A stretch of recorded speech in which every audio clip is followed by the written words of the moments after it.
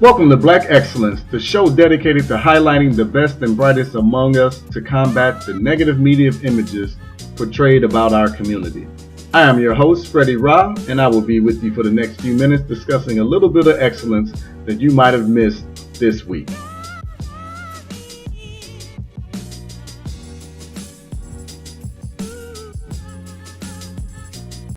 All right, good people. I want to start the show by sharing something with you. I just recently got back from Africa. My very first time in Africa, my first trip. I went with my father, who's 87 years old. It was his first time in Africa as well. Dad said he wanted to go. We booked the tickets and we went.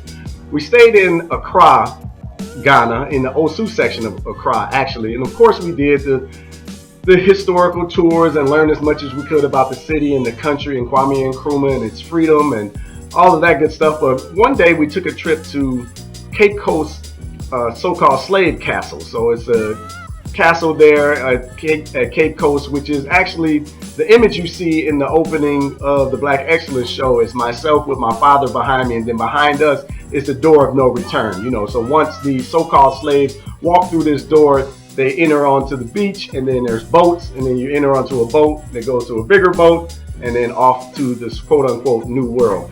So this is the path that the Africans in America, our ancestors, took to get there. So while you're in the castle, or so-called castle, they take you to the dungeon area where the so-called slaves were kept. And down there, it's a very powerful experience. First of all, if you haven't done it, I suggest that you make your way to somewhere along West Africa and visit at least a few of these so-called slave castles. But anyway, our guide shared a really powerful story that I think talks or explains a lot about the ancestors, our ancestors that we come from specifically, us Africans in America, which is a term that they often use that I find quite interesting. But the aggression from the Europeans into the center of Western Africa and even the Ghanaian region, there was a fight and a war. So obviously our ancestors didn't go willingly into slavery. So they fought and they resisted. So something that they talked about was if your ancestors, if they survived the war, the fight, and they were captured, then they had to walk. And they talk about hundreds of miles of walking to these particular so-called castles. So if they survived the war, then they had to survive the journey. And if they survived the journey, once they got to the so-called slave castle, they would obviously be beaten and trying to be brought into submission. So if they survived that moment, then they would enter into the so-called slave dungeons, and they would spend anywhere from 2 to 3 months in these particular dungeons, which the conditions are deplorable. You just kind of have to go there and see it. The pictures and the images that I'll share doesn't do it justice. It's just amazing. So if they survived the 2 to 3 months inside captivity, not to mention they were being raped, murdered, killed, if they didn't kill themselves, but if they survived that, then they would enter through the door of no return to go on to the boats and the ships to sail to America. If they survived the sail, didn't throw themselves overboard or die from starvation, because it's not like they were feeding them a lot. But if they survived that, then they would land in the new land and then go through another period of breaking and integration, getting adjusted to the new world and being put under the slave system. But if they survived that, then they would end up on the plantations to work. And if they survived that, then they would have to deal with America as we've come to know it. But those people, so they talked about the survivors of all of this. Those people are some incredibly strong individuals, but those people are our ancestors. That's the stock and the strength of the people that we come from. That is in our blood.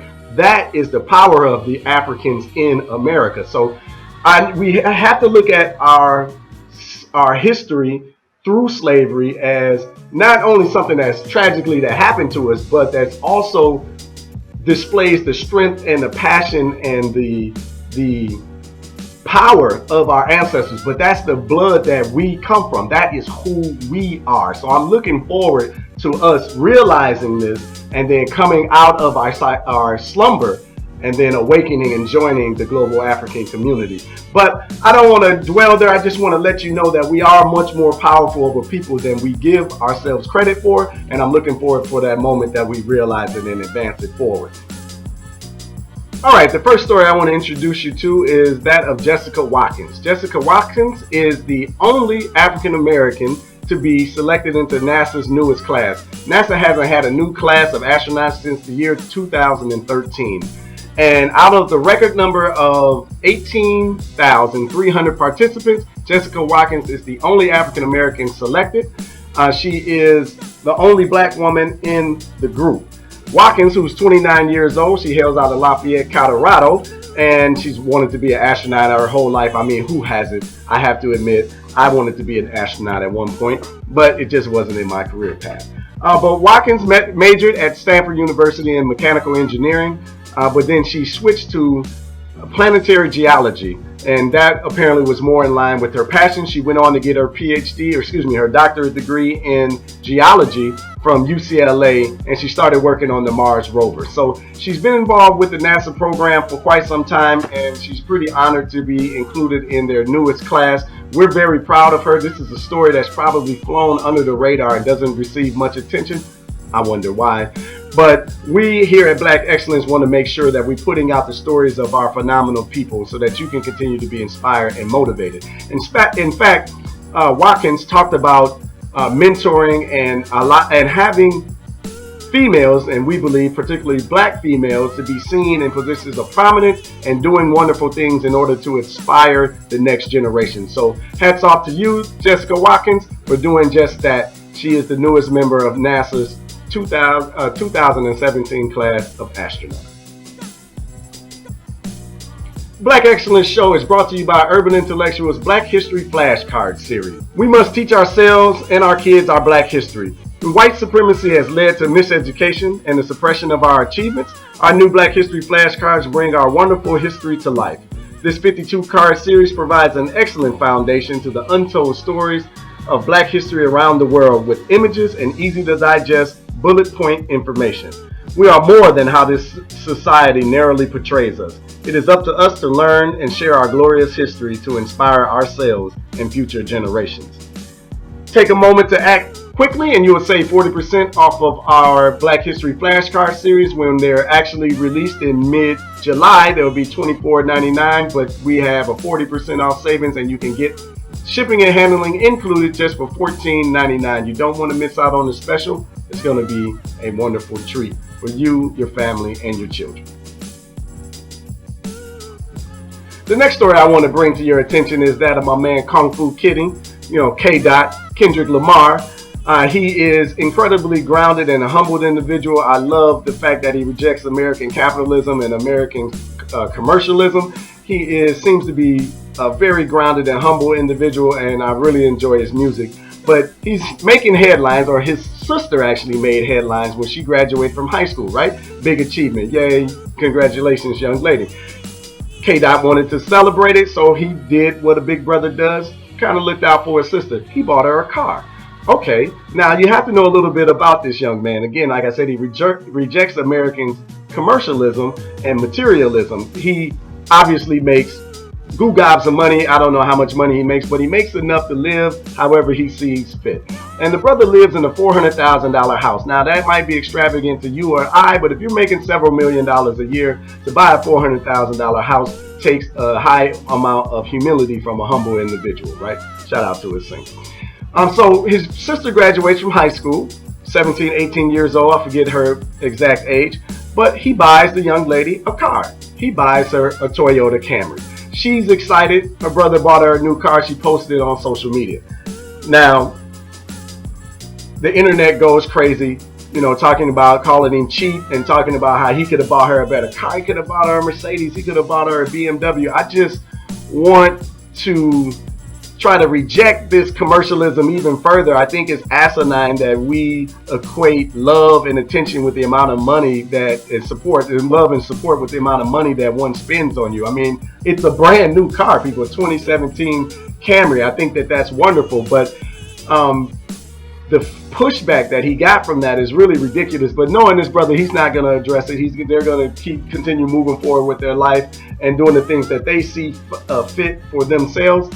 Rich people don't remain rich by spending all of their money. So I just want to shout him out and hold him up as an example of how many of us should act in our own lives as far as staying within our financial means, or actually staying below our financial means, in order to assure that we keep that money for not only our generation but for the next generation ahead. Sometimes we lack a little bit of forethought and planning in our community. So I just wanted to hold up this brother Kendrick Lamar in mad respect, and think that he exudes black excellence when it comes to financial decisions, living in a $400,000 house despite being worth millions of dollars, and buying a Camry? $30,000 for a brand new Camry, maybe 35, 40 if you got some upgrades to it, but it's a very nice car. All right, our final story for the day is one of black men empowering black men. Something that I believe personally that we need much more of in our community, in every community around the world, to be honest with you. But this particular story is about a young man named Darius Bland. Now, Mr. Bland is the man, if you ask me. He is actually taking upon himself to share his knowledge of doing his daughter's hair with other fathers. He's a single father. He's been a single father for 7 years, and he has had the task of doing his young daughter's hair. But not only just doing her hair, he wanted to make sure that she's staying natural and she looks great while doing her hair. So over the years, he's developed the skills and the talents in order to do twists and braids and all of those different things that the young girls like to look nice in their hair. So he's taking the time to learn those things day by day, step by step, but now he's branching out a little bit further to share with black men in his community and teach them how to do the same thing. I think that Mr. Bland exemplifies black excellence in the community, but not talking about it, being about it, but by going out and sharing his knowledge and experience with others.